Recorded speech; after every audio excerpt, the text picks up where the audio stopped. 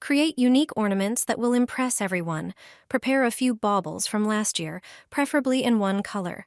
Choose one large, one medium, and a few small ones. Take the largest bauble and remove the cap. Use a soldering iron to enlarge the opening so the pieces connect more easily. Add a bit of hot glue and attach the medium bauble to form the bear's head.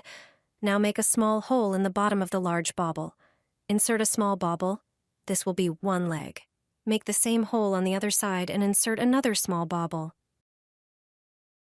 Repeat this process higher up on the large bauble to create the arms. Make holes and press in small baubles. Now move to the next step. At the top of the medium bauble, make 2 small openings and insert small baubles to form perfect ears. Add a bit of hot glue where the large and medium baubles connect. Prepare a little bow and glue it to the front. Finally, thread a string through the opening at the top. Your bauble bear is ready.